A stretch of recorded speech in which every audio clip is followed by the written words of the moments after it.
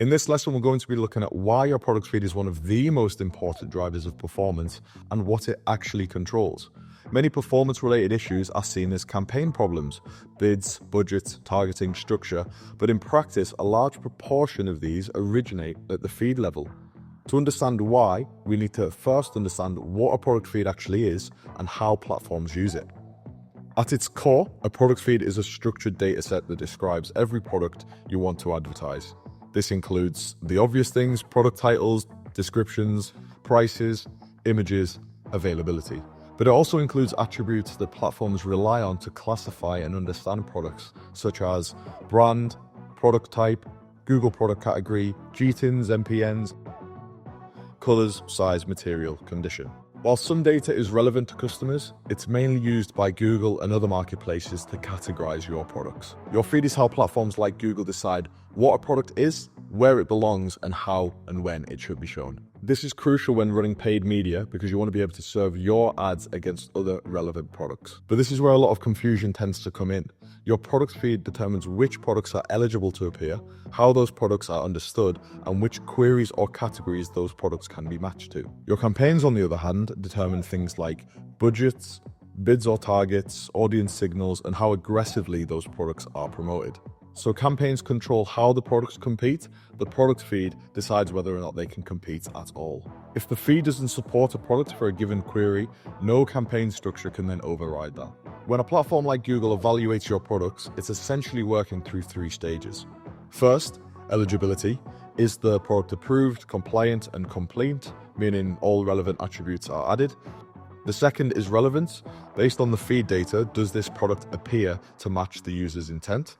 And then the third is query matching. Which searches or categories or placements should this product be associated with? One of the biggest drivers of relevance is Google product category. So take time to make sure that that correctly identifies each given product, but let's talk about that in a later episode.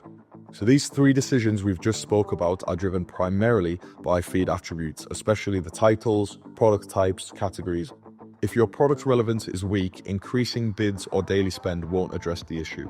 The same for if your eligibility is broken, budgets won't matter as your products won't serve. Similarly, if you have poor data in your feed, that will skew your decision making when judging campaign and marketplace performance. Clear and correct data allows you to make clear and correct decisions. This leads on to a very important principle. Campaigns can amplify what the feed allows, but they can't correct what the feed gets wrong. So if your titles are vague, the campaigns that you run cannot make them specific or appear in the relevant search terms. If your categories are misaligned, the campaigns won't then reclassify the products, so your products will be serving in the wrong ad space. The same for if your key attributes are missing, the campaigns cannot invent them, and then you could be affecting your conversion rate. And this is why we can see accounts can spend more without improving performance, because the underlying data hasn't changed. So until the feed issues are addressed, the campaign has a very clear ceiling. The flip side of this is where feed optimization can become incredibly powerful.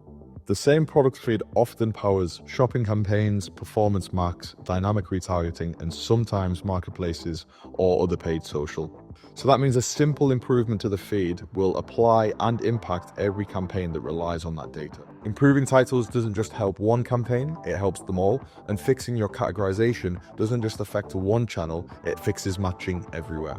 And this is why feed level improvements tend to scale far more efficiently than campaign by campaign changes. So the key takeaway from this lesson is, when troubleshooting campaign performance, it's often necessary to take a step back and look at the foundation.